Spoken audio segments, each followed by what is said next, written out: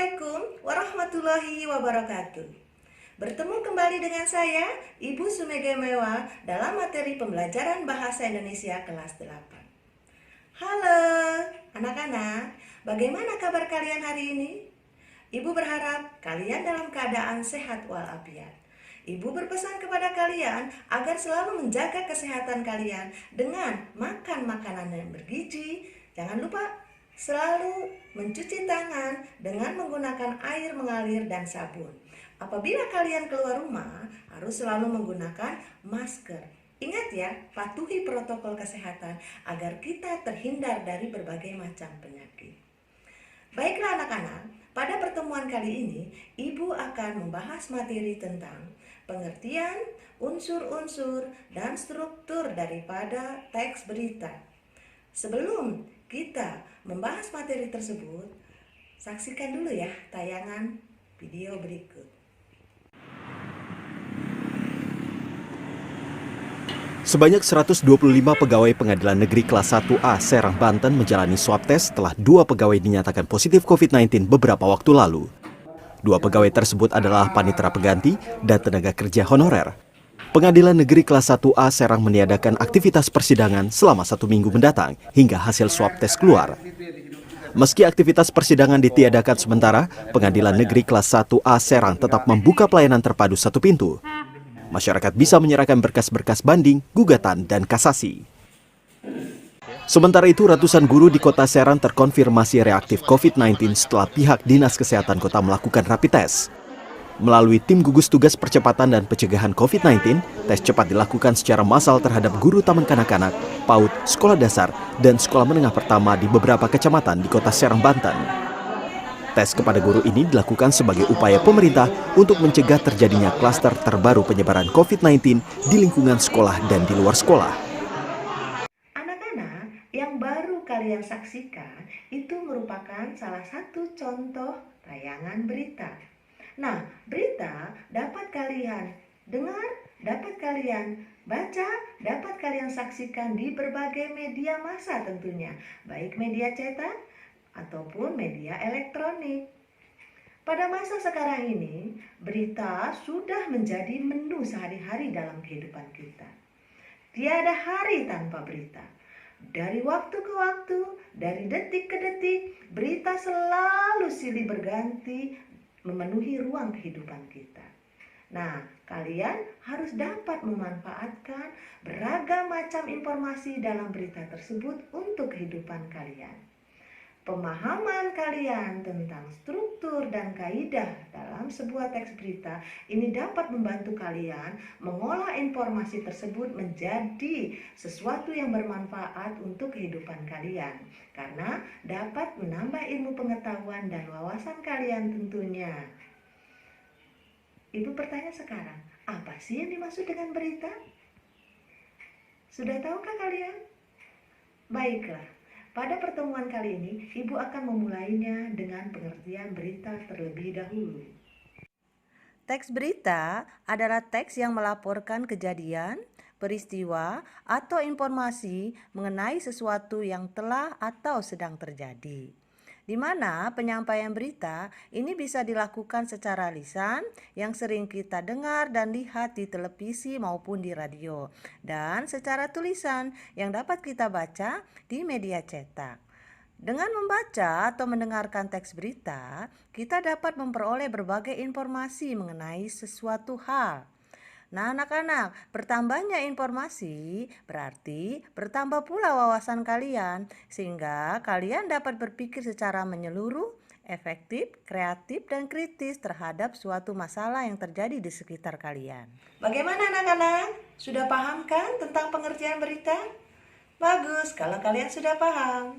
Jadi, berita itu merupakan sebuah teks tentang peristiwa, kejadian, atau informasi yang sedang dan sudah terjadi. Lalu sekarang, apa itu ciri-ciri berita? Baik, kita akan bahas tentang ciri-ciri berita. Teks berita mempunyai ciri yang membedakannya dengan jenis teks yang lain. Setidaknya ini ada 6 ciri-ciri teks berita ya anak-anak. Pertama, menarik. Teks berita disajikan dengan judul yang menarik perhatian, sehingga orang akan tertarik untuk membaca teks berita tersebut. Nah, judul berita ini harus mewakili seluruh isi berita. Ciri yang kedua, terkini atau aktual. Suatu teks berita harus merupakan peristiwa yang masih hangat atau baru, sehingga masih ramai menjadi pembicaraan orang banyak. Ketiga, dapat dipercaya atau faktual. Teks berita ini harus berisi fakta atau peristiwa yang nyata. Bila kejadian yang disampaikan bukan fakta, maka kejadian tersebut tidak dapat disebut sebagai teks berita. Selanjutnya, diterima oleh masyarakat. Maksudnya, berita itu harus seimbang atau berimbang. Jadi tidak boleh memihak siapapun, sehingga berita tersebut dapat diterima oleh masyarakat luas.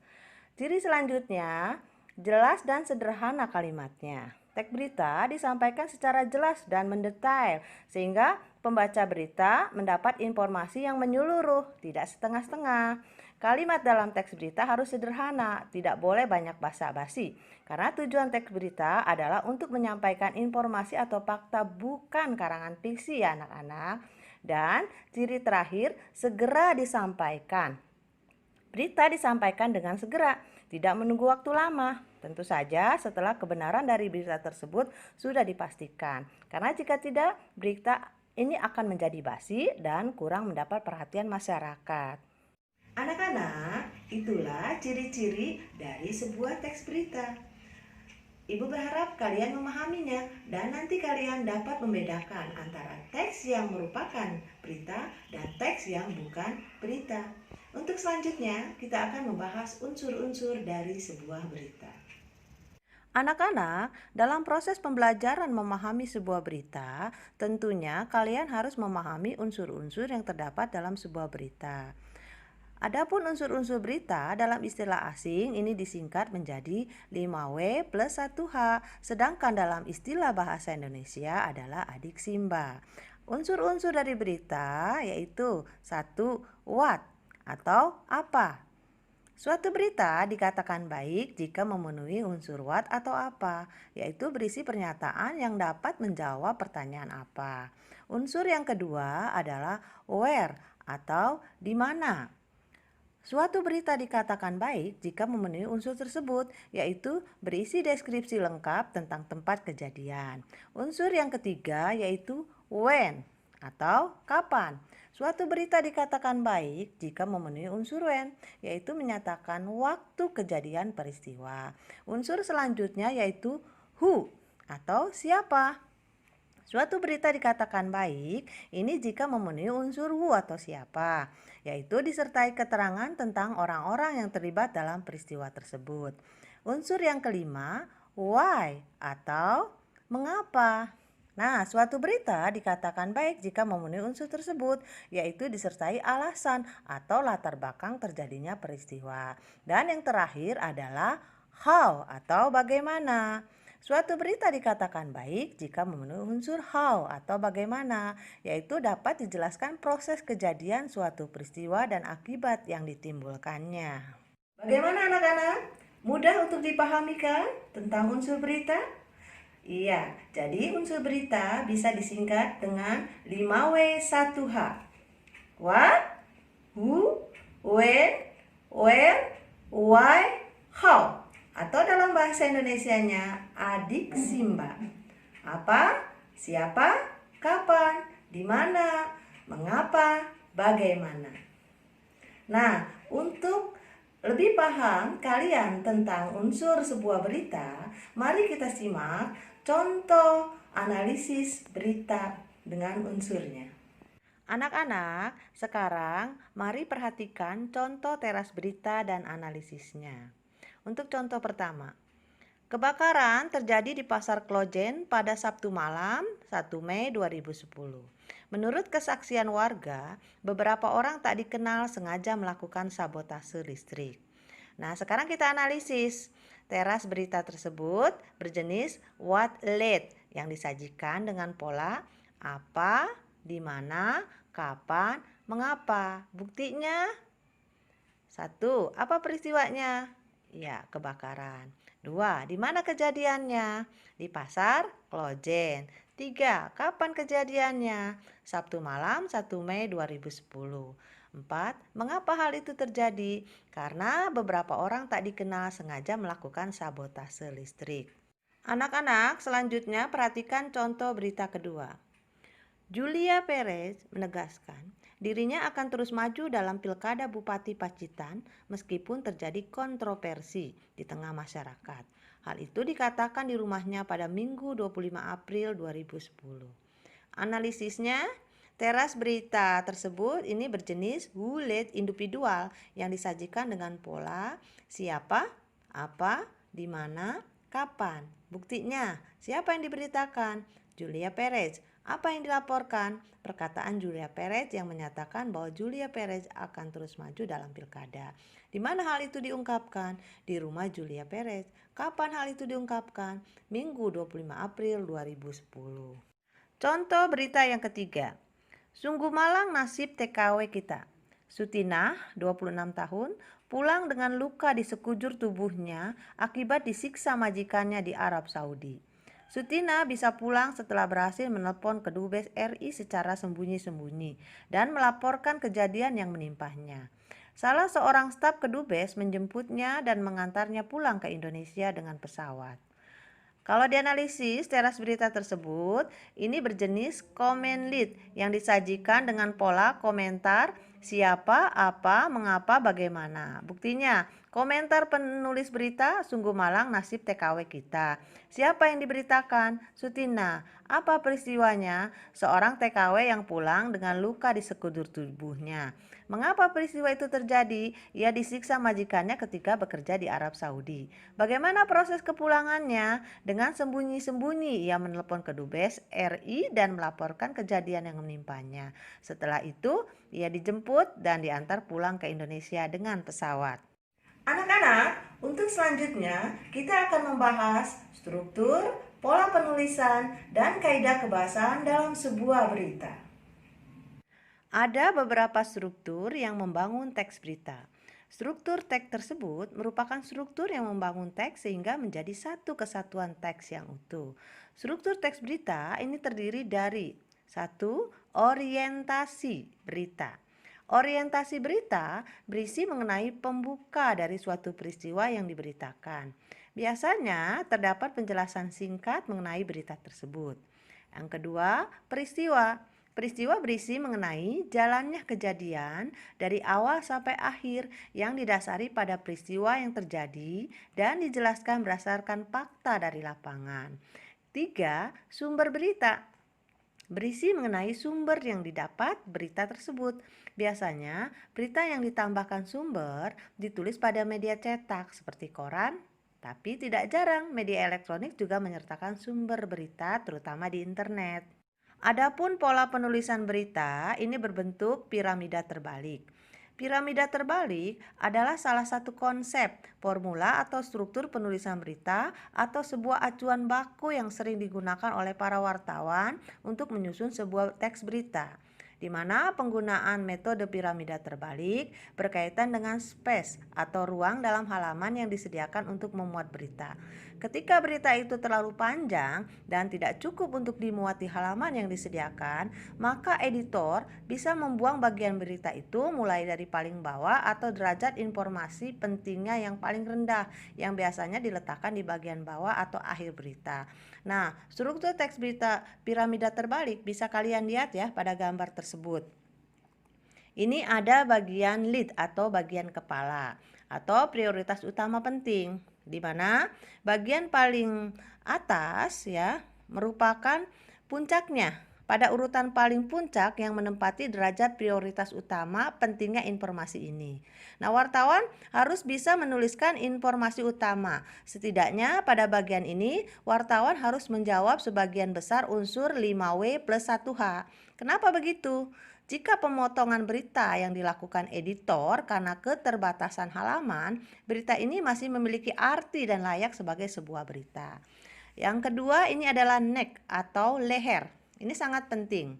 Bagian kedua dari piramida terbalik adalah urutan yang sangat penting, di mana bagian tersebut ya umumnya merupakan perarian alur atau penyambungan alur ide berita yang ada pada bagian lead atau kepala berita yang dilanjutkan pada gagasan-gagasan yang terkandung pada bagian berikutnya yang menempati derajat-derajat prioritas lebih rendah. Kemudian yang ketiga ada body atau badan berita. Ini penting. Berikut ini merupakan penjabaran dari gagasan berita yang termaktub dalam lead atau leher ya, atau neck. Penjabaran itu bisa merupakan jawaban dari pertanyaan why, mengapa, atau bagaimana, atau how.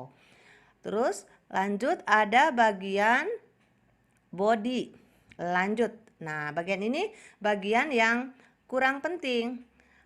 Mengapa dikatakan kurang penting? Bagian ini mencantumkan berbagai data yang tidak terlalu penting ditempatkannya. Misalnya daftar nama orang-orang yang mengalami kecelakaan atau hal-hal lain jika dihilangkan oleh editor tidak terlalu berpengaruh terhadap substansi atau pokok bahasan dari berita tersebut. Anak-anak, sedangkan kaidah kebahasaan yang digunakan dalam teks berita ini ada sebagai berikut ya. Pertama, teks berita menggunakan verba transitif. Apa itu verba transitif? Ini merupakan verba yang dapat diubah ke bentuk pasif. Contoh dalam kalimat, pejabat Kementerian Luar Negeri Tiongkok menuduh kapal-kapal asal Vietnam telah lebih dari 1.400 kali menabrak kapal-kapal Tiongkok di dekat lokasi anjungan pengoboran minyak yang kontroversial di Laut Tiongkok Selatan. Kemudian, kaidah kebahasaan kedua dari teks berita adalah ini menggunakan verba pewarta. Verba pewarta adalah verba yang mengindikasikan suatu percakapan.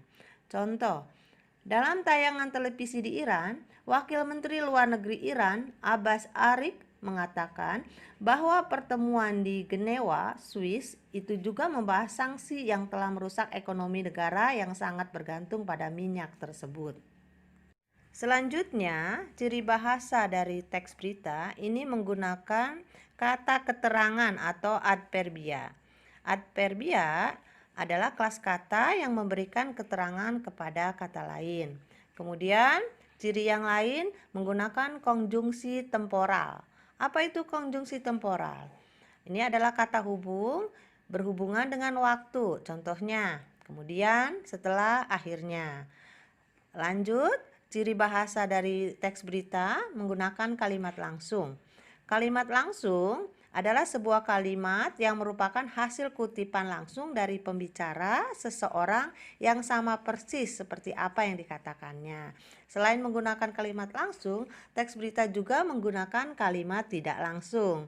Ini adalah kalimat yang melaporkan atau memberitahukan perkataan orang lain dalam bentuk kalimat berita. Adapun bahasa yang digunakan dalam teks berita, ini pertama harus baku dan sederhana, menarik, singkat, padat dan lugas, komunikatif, netral, dan objektif. Anak-anak, mudah kan untuk memahami unsur, struktur, serta kebahasan sebuah berita? Bagus kalau kalian sudah memahaminya. Dan Ibu berharap apa yang kita bahas pada kesempatan kali ini dapat bermanfaat untuk kalian. Ibu akhiri, sampai jumpa di pertemuan selanjutnya. Assalamualaikum warahmatullahi wabarakatuh.